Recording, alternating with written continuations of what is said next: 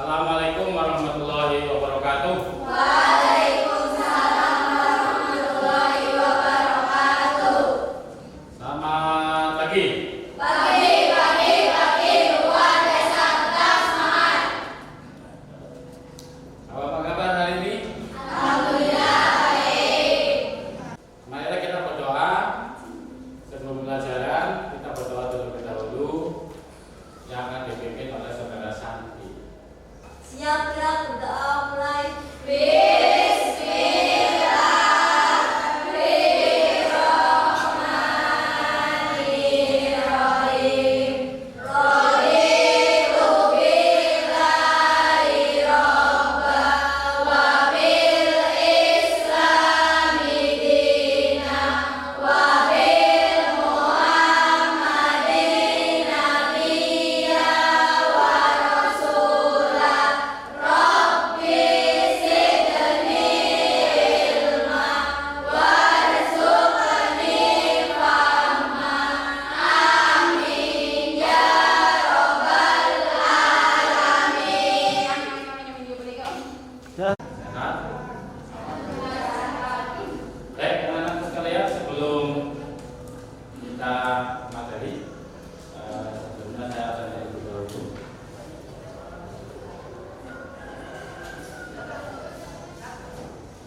Mbak Adela, oke. Kemudian Mbak Anissa, oke. Mbak Afita, oke.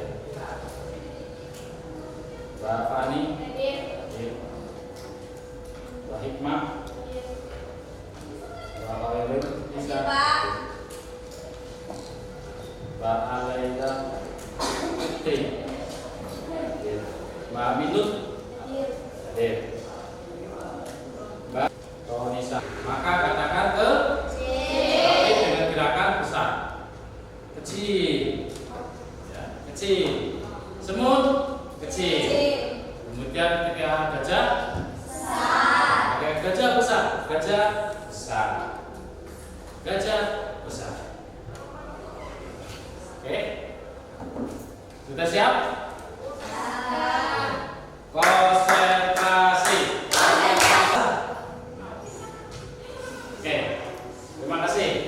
Anak-anak sekalian, kita akan mengambil materi tentang meniti hidup dengan kemuliaan berupa kontrol diri dan rasa baik dalam persaudaraan.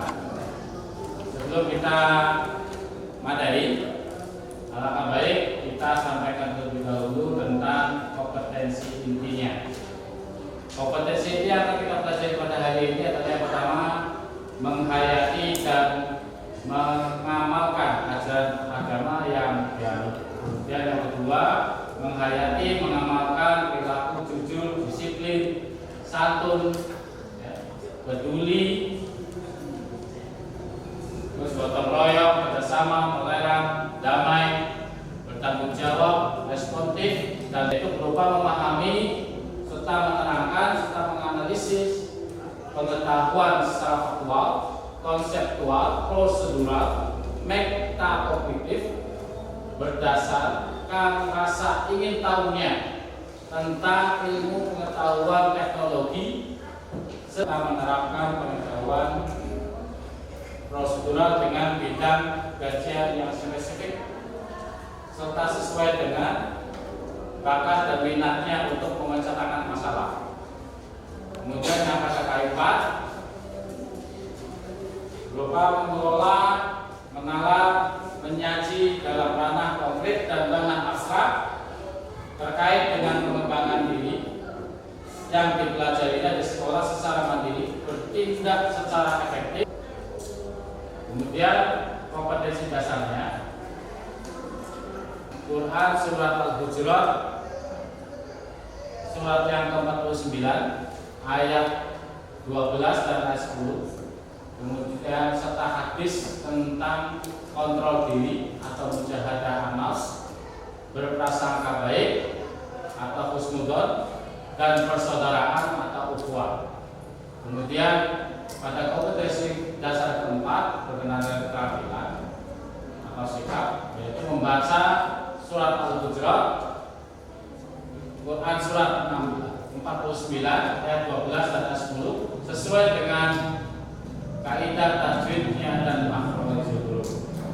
Kemudian mendemonstrasikan hafalan surat Al-Hujurat ayat surat yang 49 ayat 12 dan ayat 10 dengan fasih dan lancar. Kemudian yang terakhir adalah menjadikan hubungan antara kualitas keimanan dengan kontrol diri atau mujahadah nafs serta berprasangka baik dan tanggung jawab dan persaudaraan atau ukhuwah sesuai dengan pesan surat Al-Hujurat ayat 12 dan 10 serta hadis terkait.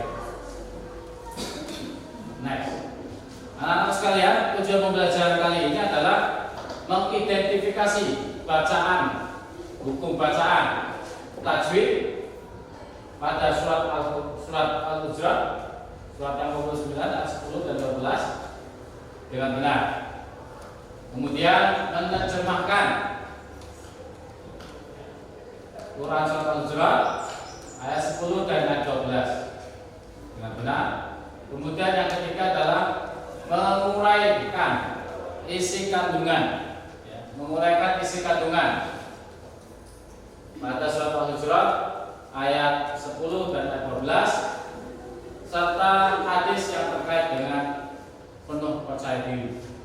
Kemudian menyimpulkan asbabun nuzul atau sebab-sebab turunnya Al-Quran pada surat Al-Hujurat ayat 10 dan ayat 12 tentang kontrol diri, mujahadah nafs, baik berprasangka baik dan bersabar atau ukhuwah secara lengkap. Kemudian yang kelima yaitu mengidentifikasi pengertian kontrol diri, berprasangka baik, kemudian persaudaraan atau ukhuwah sesuai dengan Quran surat Hujurat ayat 10 dan ayat 12 serta hadis yang terkait ayat 10 dan 12. Kemudian yang ketujuh, menganalisa keterkaitan antara kualitas keimanan dengan kontrol diri, mujahadah nafs dan kemudian mendemonstrasikan bacaan surat Al-Hujurat ayat 10 dan 12 sesuai dengan kaidah tajwid dan makhrajul huruf. Kemudian yang ke-8, mendemonstrasikan hafalannya. Kemudian yang ke-9, mempresentasikan hubungan. Nah, ini nanti ya, mempresentasikan antara kualitas keimanan dengan kontrol diri, berbaik sangka, husnudzon, ya, sesuai dengan pesan surat Al-Hujurat ayat 10 dan ayat 12 serta hadis yang terkait. Kemudian yang terakhir, menampilkan contoh perilaku. Menampilkan contoh perilaku apa saja pada kontrol diri, ya, kemudian berbaik sangka, buruk sangka, kemudian dalam persaudaraan atau ukhuwah Islamiyah sesuai dengan surat Al-Hujurat ayat 10 dan ayat 12. Begitulah kira-kira. Baik, anak-anak sekalian, kita lihat tentang konsep yang akan kita pelajari di dalam kontrol diri, yaitu berupa tentang memahami makna perintah Allah Subhanahu wa taala pada surat Al-Anfal ayat 37 ayat 72 dan surat Al-Hujurat ayat 49 ayat surat yang 49 ayat 10 dan 12. Kemudian menganalisa ya makna perintah Allah pada surat Al-Anfal surat yang ke-8 ayat 72 ya, dan surat Al-Hujurat ayat surat yang ke-49 ayat 10 dan ayat 11 ayat 12. Kemudian bagaimana hikmahnya? Ya. Hikmahnya surat Al-Anfal ayat 72 dan surat Al-Hujurat ayat 10 dan ayat 12. Kemudian menjelaskan perilaku sesuai dengan perintah Allah Subhanahu. Surat Al-Hujurat ayat 10 dan ayat 12. Dan yang terakhir, setelah kita mempelajari semua, minta hikmahnya dan seterusnya, maka kita akan bisa hidup berperilaku sesuai dengan perintah Allah Subhanahu wa taala pada surat Al-Anfal, yaitu berupa mujahadah an-nafs, ya, melakukan diri dengan al-hujjah, surat yang ke-49 ayat 10. Karena sekalian kita perhatikan video berikut ini. Puluhan pelajar SMK di Kota Semarang terlibat tawuran di kawasan Taman Indonesia Kaya, Jalan Putri Sukumo, Kota Semarang. Salah seorang pelajar yang terlibat tawuran menjadi korban sabetan senjata tajam dan dirawat di Rumah Sakit Rumani, Kota Semarang.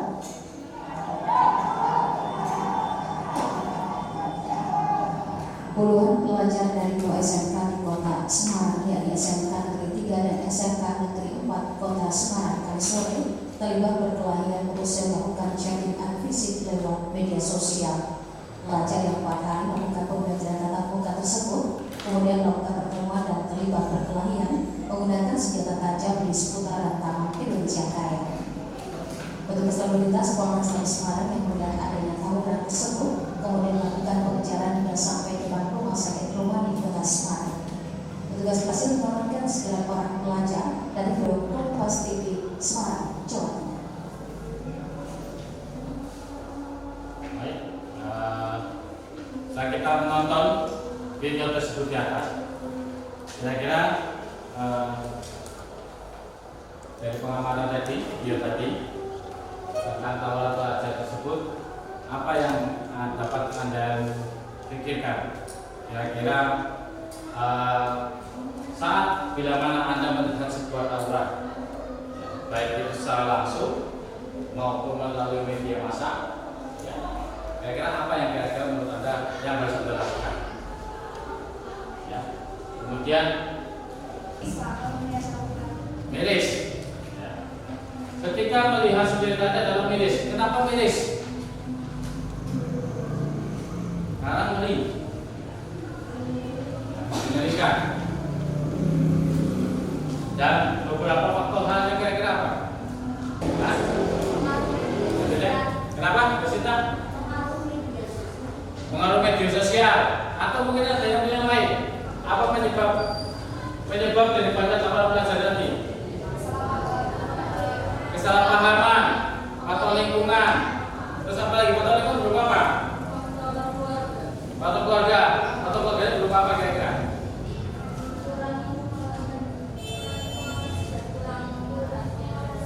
Kurang perhatian daripada orang tua. Terus kurang pengawasan dari orang tua.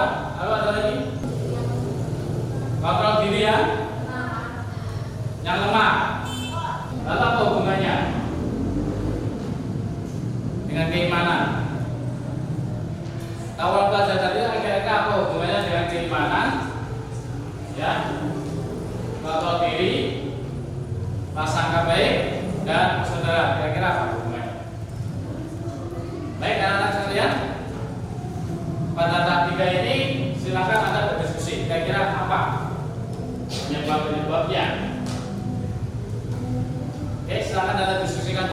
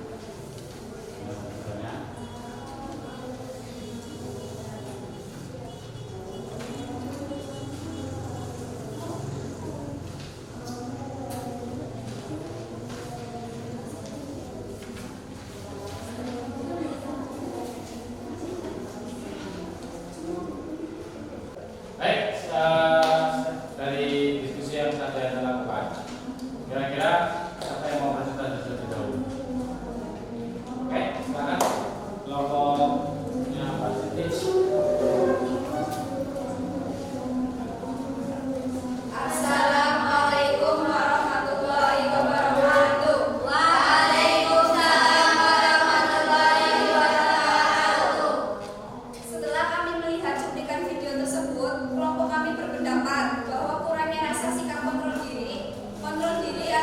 Menurut bahasa adalah perang. Menurut aturan syariah adalah perang melawan musuh Allah Subhanahu wa taala. Dan menurut istilah ahli hakikat adalah memerangi nafsu amarah bisu dan memberi beban kepadanya untuk melakukan sesuatu yang berat baginya yang sesuai dengan aturan syariah.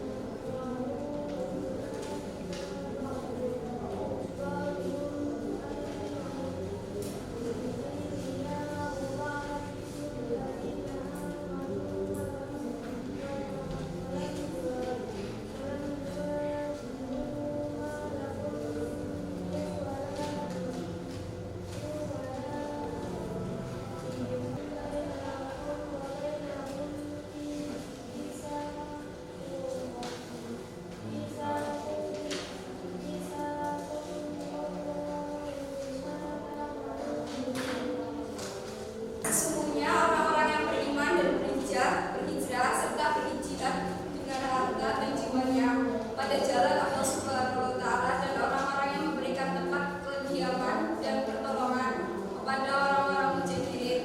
Mereka itu satu sama lain melindungi dan terhadap orang-orang yang beriman.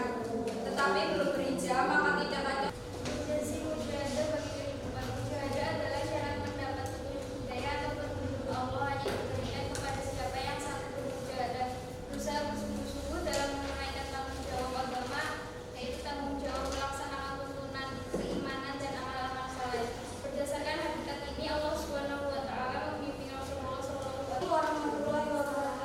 Waalaikumsalam warahmatullahi wabarakatuh. Perkenalkan, nama saya Mimi Hakim. Saya akan menjawab pertanyaan dari manfaat mujahadah terhadap jiwa. A. Menundukkan jiwa dan nafsu agar taat kepada Allah Subhanahu wa taala. B. Menjauhkan jiwa dari syahwat serta mencegah diri agar tidak hanya berangan-angan dan berjumpa dengan dunia. C. Membiasakan sabar menyesuaikan berbagai kesulitan. D. Jalan lurus yang mengantarkan pada keridhaan Allah Subhanahu wa taala dan surga. E. Memasung setan dan murkanya. F. Mencegah jiwa dari mengikuti nafsu itu merupakan kebaikan dunia dan akhirat. Sekian dari saya.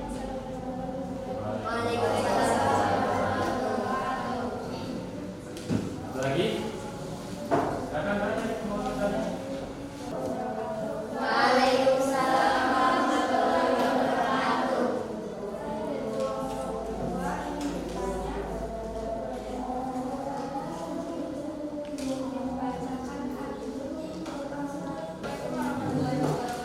Waalaikumsalam warahmatullahi wabarakatuh. Saya ini mau menjawab pertanyaan dari Bina. Sesungguhnya orang-orang yang beriman dan berhijrah serta berjihad dengan harta dan jiwanya pada jalan Allah dan orang-orang yang memberikan tempat kediaman dan pertolongan kepada orang-orang muhajirin, mereka itu satu sama lain dilindungi dan terhadap orang-orang yang. Sekian dari saya. Assalamualaikum warahmatullahi wabarakatuh. Assalamualaikum warahmatullahi wabarakatuh. Waalaikumsalam warahmatullahi wabarakatuh. Perkenalkan, nama saya Fani Widyasari dari perwakilan kelompok 4 ingin bertanya kepada kelompok 1. Jelaskan urgensi mujahadah bagi kehidupan. Urgensi.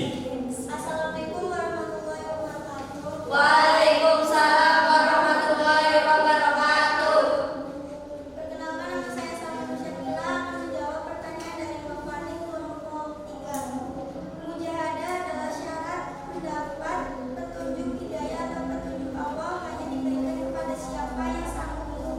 Bermujahadah usaha bersungguh-sungguh dalam menunaikan tanggung jawab agama, yaitu tanggung jawab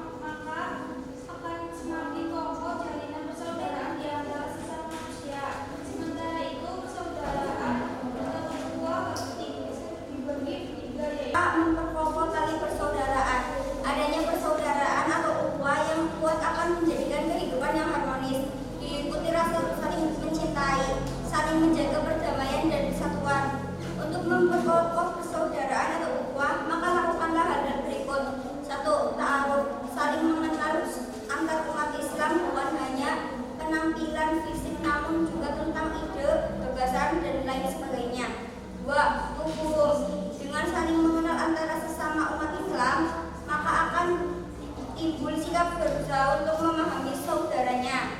3. Ta'awun. Setelah saling memahami sudah terjalin, maka akan timbul sikap saling mendoakan dan saling menolong. 4. Takaful. Jika ketika sikap tersebut sudah terlaksana dengan baik, maka akan timbul sikap senasib dan sepenanggungan seperti yang dicontohkan oleh sahabat Ansar Madinah terhadap sahabat-sahabat Muhajirin, termasuk dalam 7 golongan yang dilindungi yang mendapat tempat khusus di surga. Hikmah persaudaraan. Di antara hikmah menjaga persaudaraan ukhuwah yaitu 1. Menumbuhkan sikap saling memahami dan saling perhatian di antara sesama. 2. Menumbuhkan sikap saling tolong menolong. 3. Menumbuhkan sikap saling menghormati dan menghargai akan melahirkan rasa persatuan dan kesatuan bangsa. 4. Menimbulkan tegang rasa dan tidak menzolimi antara sesama. 5. Tercipta dan terjalinnya solidaritas yang kuat antara sesama muslim. 6. Terbentuknya kerukunan hidup antara sesama warga masyarakat. Sekian dari kami. Wassalamualaikum warahmatullahi wabarakatuh. Warahmatullahi wabarakatuh. Waalaikumsalam warahmatullahi wabarakatuh. Setelah melihat video tadi, kami dari kelompok 4 menyampaikan tentang faktor-faktor penyebab tawuran. 1. Faktor internal remaja. Biasanya kurang mampu melakukan adaptasi pada situasi lingkungan yang kompleks. Faktor keluarga, rumah tangga yang dipenuhi kekerasan. Faktor sekolah, lingkungan sekolah yang tidak merangsang siswanya untuk belajar. Faktor lingkungan diantaranya rumah dan sekolah yang sering remaja alami juga membawa dampak terhadap munculnya perkelahian. Mudah bergaul dan tidak bisa menolak ajakan teman. Keluarga besar dan tidak tinggal bersama orang tuanya. Memiliki relasi kurang baik di lingkungan sekolah. Solidaritas sesama teman membuat pelajar ikut tawuran membela teman. Takut dikucilkan oleh teman sekolah. Faktor pengaruh pihak ketiga. Faktor saling ejek, perbedaan pendapat, salah paham. Ada pihak yang dirugikan. Untuk meminimalisir terjadinya tawuran, belajar dapat dilakukan dengan langkah-langkah berikut. Hormat kepada orang tua dan guru, misalnya menyarankan kepada orang tua agar tidak mendapat anaknya bersikap tidak hormat kepada orang lain untuk segera diingatkan dan guru dijelaskan perlunya mempertimbangkan hak orang lain. Penindakan keluar antar siswa. Pengawasan orang tua harus menjalin komunikasi yang baik dengan anak karena orang tua adalah orang yang utama dalam membimbing anak untuk menjadi lebih baik. Jangan mudah terprovokasi, teliti, cermati dan gali tiap informasi yang kita dengar dan kita lihat sebelum mengambil tindakan. Hindari nongkrong setelah pulang sekolah. Nongkrong setelah pulang sekolah adalah kunci awal terjadinya pertikaian antar sekolah. Mediasi kekeluargaan, penyuluhan anak bahaya tawuran, mengadakan bimbingan hukum dan sebagainya. Sekian dari kami. Wassalamualaikum warahmatullahi wabarakatuh. Waalaikumsalam warahmatullahi wabarakatuh. Waalaikumsalam warahmatullahi wabarakatuh.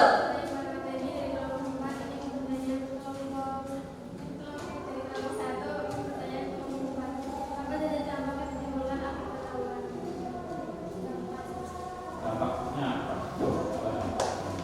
Assalamualaikum warahmatullahi wabarakatuh. Waalaikumsalam warahmatullahi wabarakatuh. Kami perwakilan dari kelompok 4 ingin menjawab pertanyaan dari kelompok 1. Cara mengatasinya adalah A.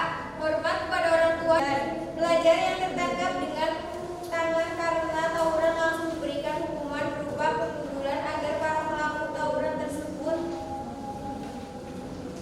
Karena kurangnya kesadaran beragama para siswa membuat para pelajar tidak punya pegangan untuk menahan diri dalam pergaulan antar siswa. C. Pengawasan orang tua. Orang tua harus menyalin komunikasi yang baik dengan anak. Karena orang tua adalah orang yang utama dalam membimbing anak untuk menjadi lebih. Assalamualaikum warahmatullahi wabarakatuh. Waalaikumsalam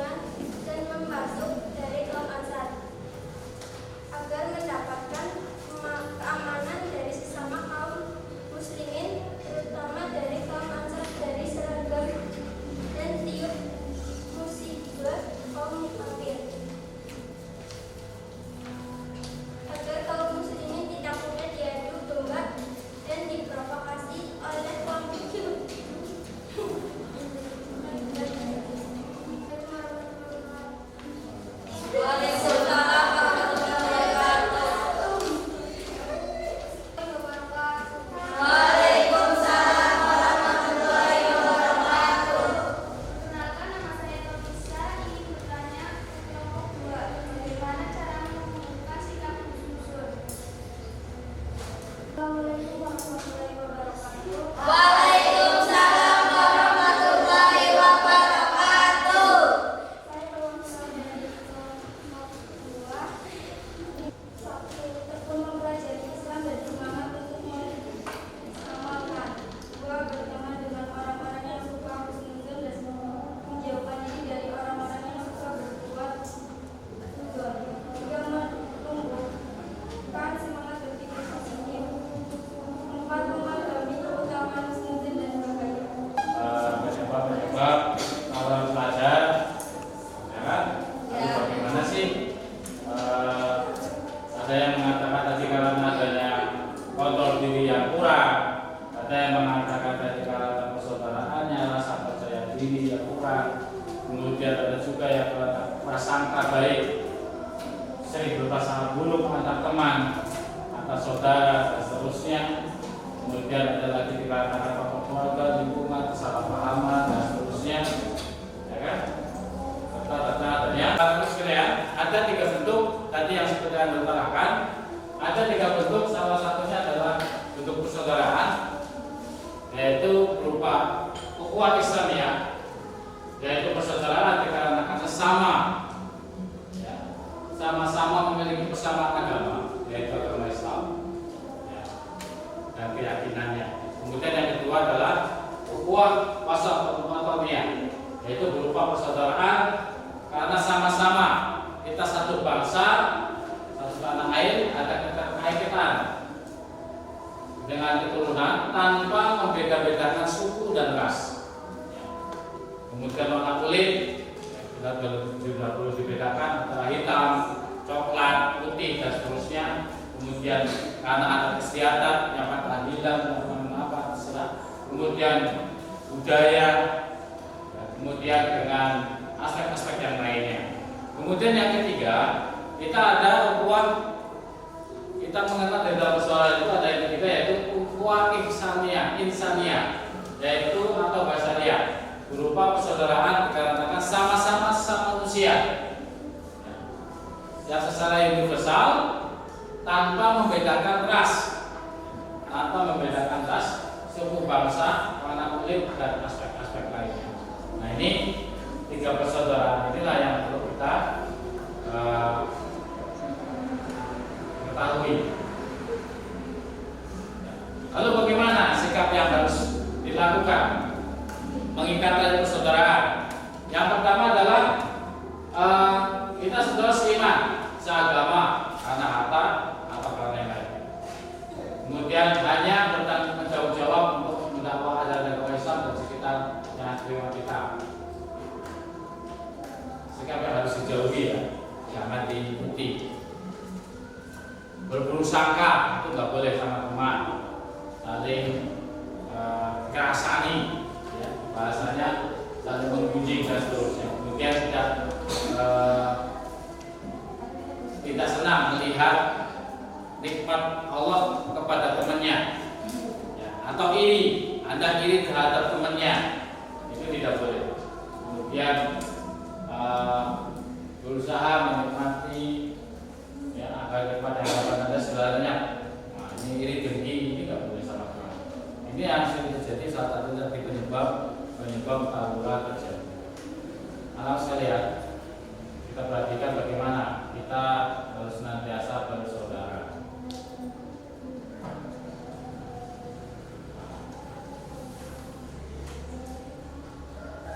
Bagaimana kita harus hidup bersaudara? Yang pertama adalah ta'awun, yaitu berupa saling tolong menolong, saling bantu membantu, saling bahu membahu. Kemudian tafahum, bagaimana satu sama lain saling memahami. Ya. Ketika ada teman berselisih, ketika ada teman bertengkar, itu damaikan, tafahum. Kemudian ta'aruf, saling berkenalan, saling mengenal, ya, antar budaya, saling beradaptasi dengan data yang lain. Kemudian ta'aful, menghargai pendapat orang lain. Nah, itulah perilaku dalam persaudaraan. Ya. Apakah hubungannya antara keimanan dengan mujahadah nafs kontrol diri, dan tali persaudaraan berkenaan dengan itu. Apa hubungan keimanannya? Sehingga tidak terjadi sesuatu hal yang perilaku negatif pada diri kita. Baik, kita kesimpulan bersama. Umat Islam yang memiliki keyakinan maka kontrol diri, prasangka baik, dan persaudaraan juga semakin kuat. Orang yang berimannya lemah maka tingkat kontrol diri, prasangka baik, dan persaudaraan pun menjadi lemah. Keimanan sebanding lurus dengan kehidupan termasuk prasangka baik dan persaudaraan. Baik, lain tidak itu. Keimanan itu kalau sudah kuat sudah. Ya, keimanannya kuat pasti dia akan selalu berprasangka baik sama orang, kontrol jiwanya, kontrol dirinya supaya tidak terjadi perselisihan. Begitu juga dengan persaudaraan, semakin kuat. Kalau imannya kuat pasti persaudaraan itu sudah pasti kuat. Begitu juga sebaliknya. Kalau iman kita lemah, pasti akan terjadi clash, akan terjadi saling buruk sangka, akan terjadi tali persaudaraan pasti akan lama-lama merenggang. Begitu juga dengan kontrol diri. Kontrol diri kuat. Kemudian begitu juga, maka keimanan harus berbanding lurus dengan amal kehidupan sehari-hari